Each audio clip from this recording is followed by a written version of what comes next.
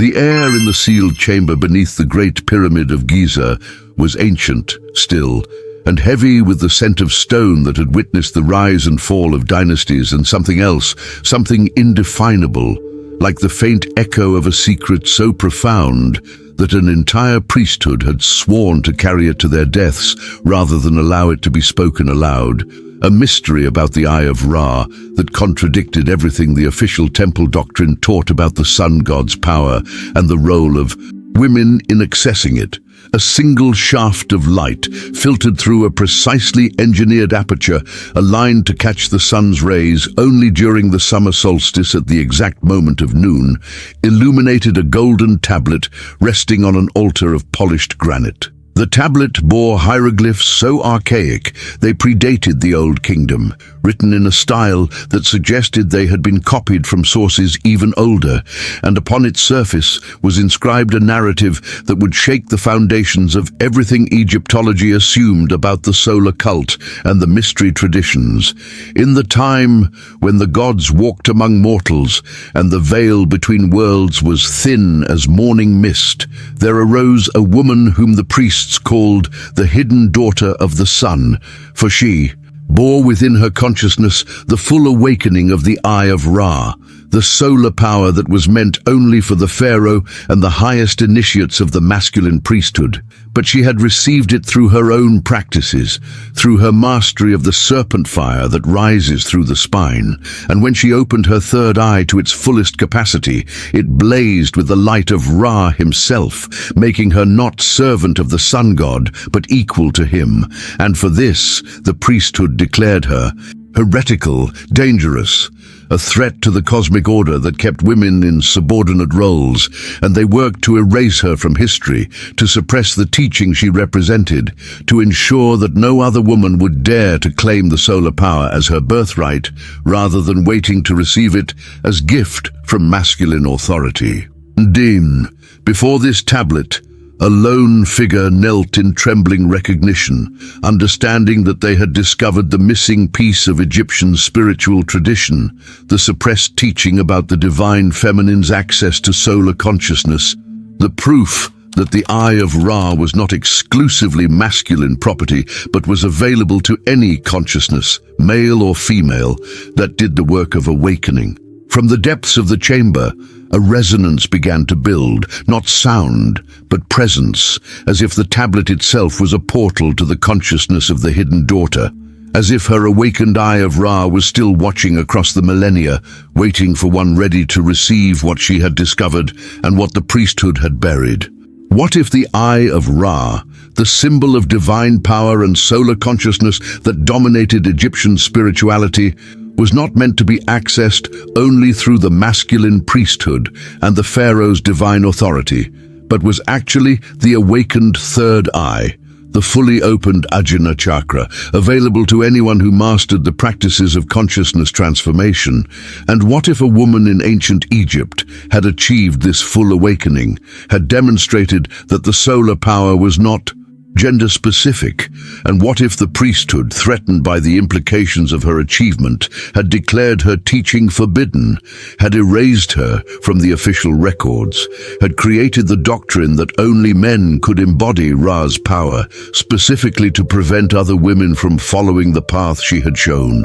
What timeless secret did this forbidden tablet preserve, and what profound revelation awaited the one who dared to reclaim the story of the hidden daughter of the sun, to perceive the delicate threads connecting the suppressed feminine solar tradition to the patriarchal religion that replaced it, to understand that the Eye of Ra was never about worshipping an external sun god, but always about awakening the inner sun, the divine consciousness that blazes when the third eye fully opens.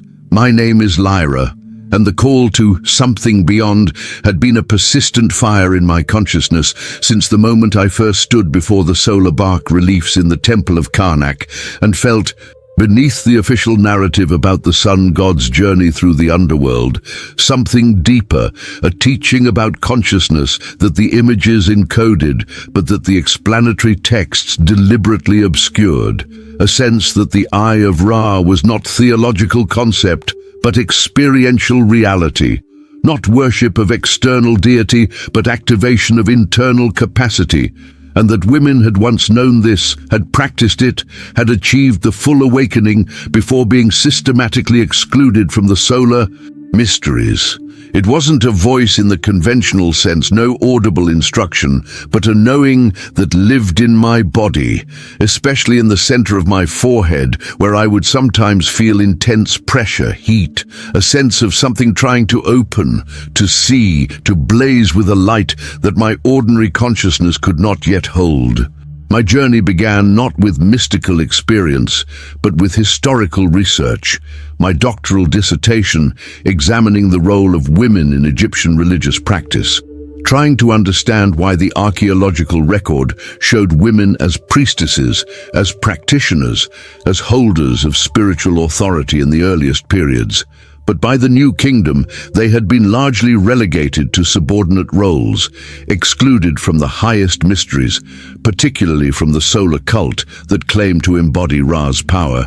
On Earth, through the pharaoh and the masculine priesthood, I discovered that this transition had not been gradual evolution, but deliberate suppression, that texts from the Middle Kingdom referenced the women who see with the sun's eye as a problem requiring theological correction, that temple inscriptions spoke of closing the forbidden path that some priestesses had opened.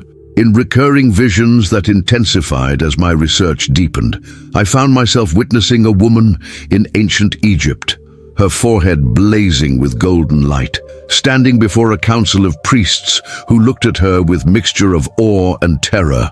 And I heard them saying, "You have done what is forbidden.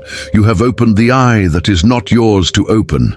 You have claimed the power of Ra without initiation, without authorization, without the proper lineage. You are woman. The solar mysteries are not for you. You must close what you have opened, must submit to the proper order, or you will be declared heretic, and your teaching will be destroyed." And I heard her responding, her voice calm, but filled with power. I did not claim what was not mine. I awakened what has always been mine, what is birthright of every consciousness capable of the work. The eye of Ra is not masculine property.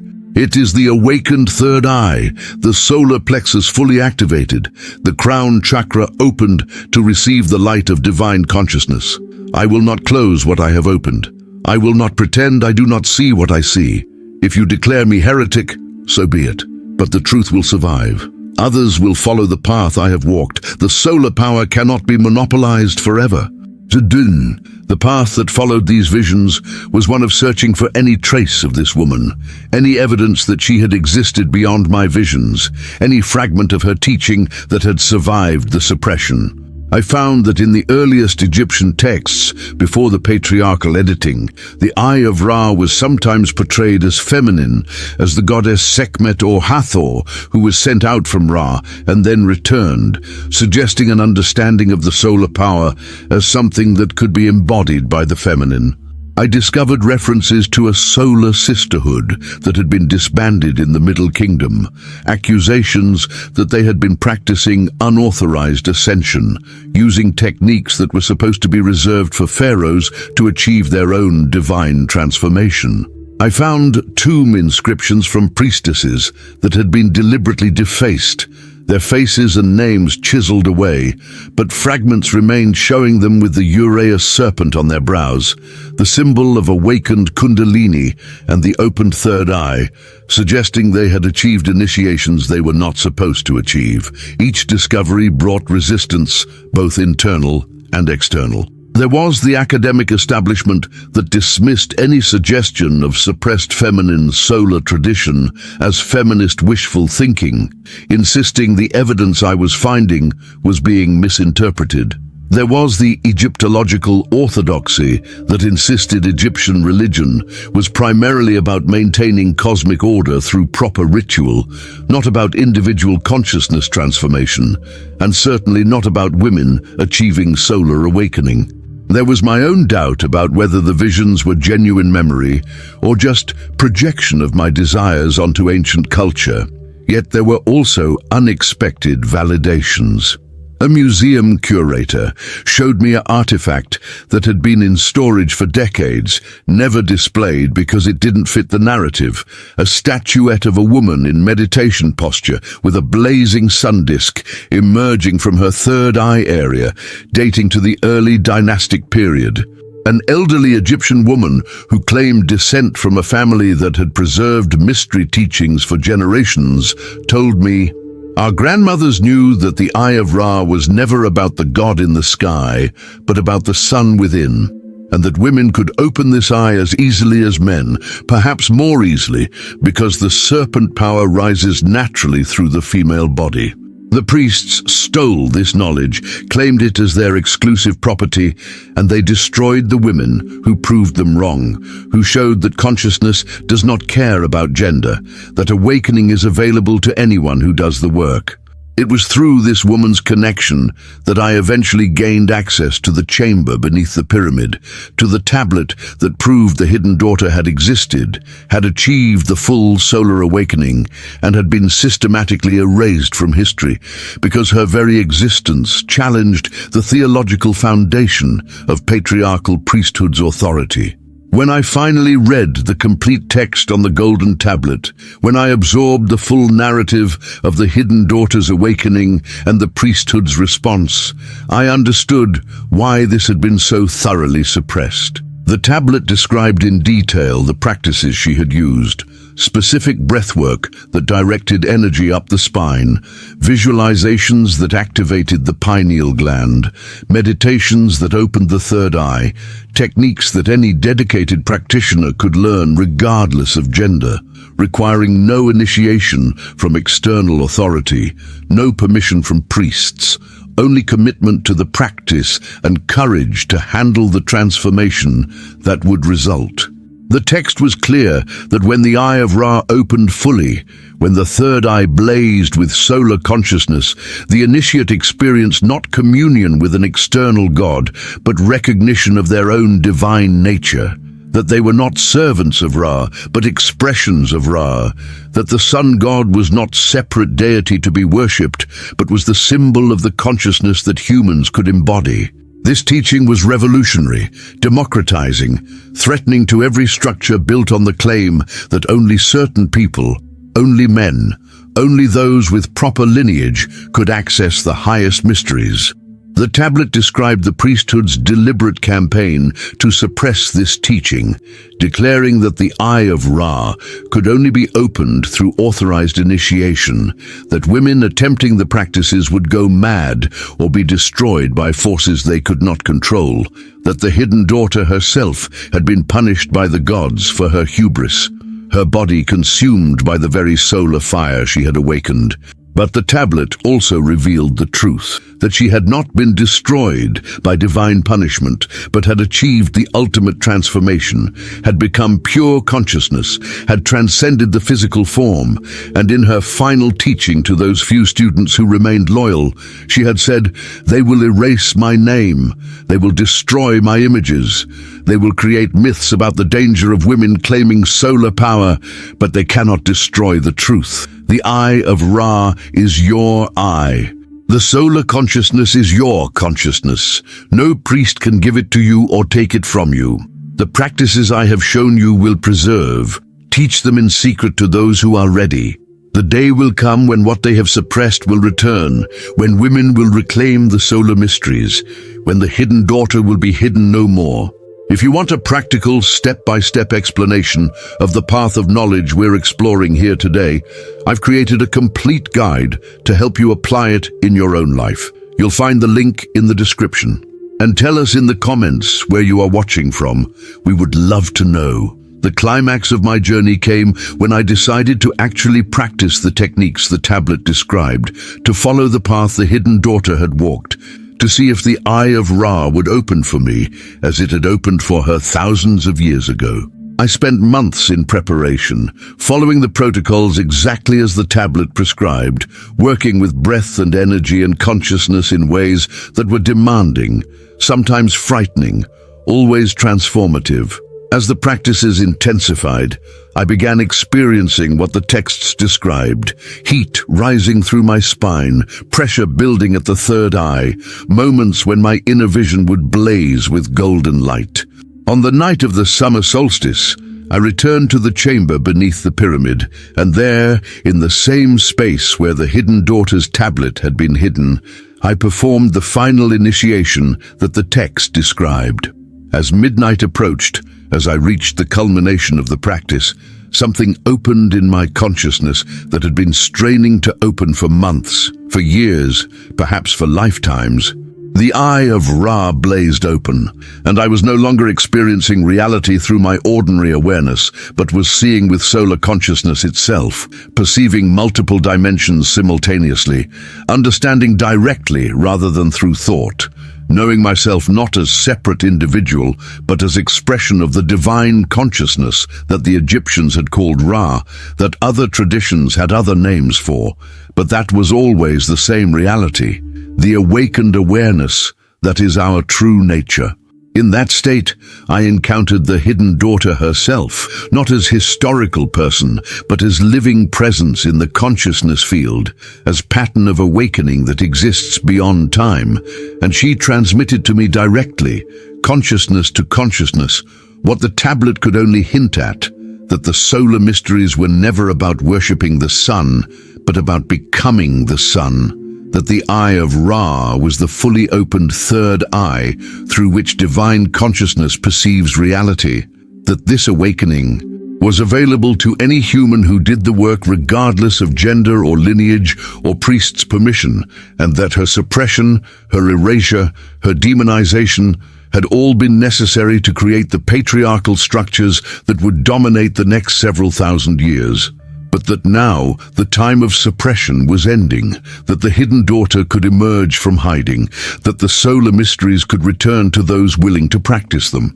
When I returned to ordinary consciousness, I understood the full weight of what I had received and the responsibility that came with it. The months that followed were of integration and decision about what to share and how. I knew that claiming to have opened the eye of Ra, to have achieved solar consciousness, would be dismissed as delusion or condemned as blasphemy.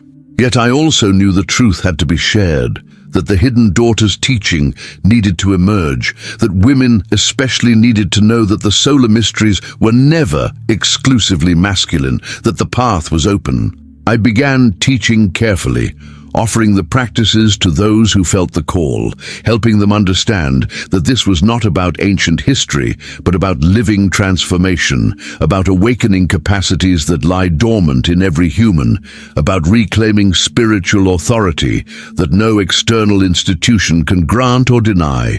I created a comprehensive work titled The Eye of Ra and the Hidden Daughter of the Sun, Reclaiming the Feminine Solar Mysteries. In it, I presented the evidence for the hidden daughter's existence, the tablet's teachings, the practices for awakening the eye of Ra, and the history of how this knowledge had been suppressed and why it was returning now. I taught that the eye of Ra was not metaphor, but experiential reality, that the third eye could indeed open to solar consciousness, that this awakening brought not arrogance but humility, not separation from others, but recognition of unity, not power over, but power to serve the evolution of all consciousness. My final work in this phase was to create a modern solar sisterhood, a network of women and men committed to practicing the hidden daughter's path, to awakening the eye of Ra within themselves, to embodying the solar consciousness that Egyptian spirituality had encoded in its symbols, but that patriarchal priesthoods had monopolized. On the anniversary of my own awakening, I gathered with this circle in a place where we could see both the rising and setting sun, and I spoke what we had all come to know. The hidden daughter of the sun was erased because she proved that the eye of Ra is not masculine property, that solar consciousness does not belong to priests or pharaohs, that any consciousness willing to do the work can awaken to the divine light within. They destroyed her images, removed her name, created the doctrine that women could not access the solar mysteries, but they could not destroy the truth, The practices survived, the path remained open, and now the time of hiding is ending. We who walk this path, who practice what she taught, who open the eye of Ra within ourselves, we are the hidden daughter emerging.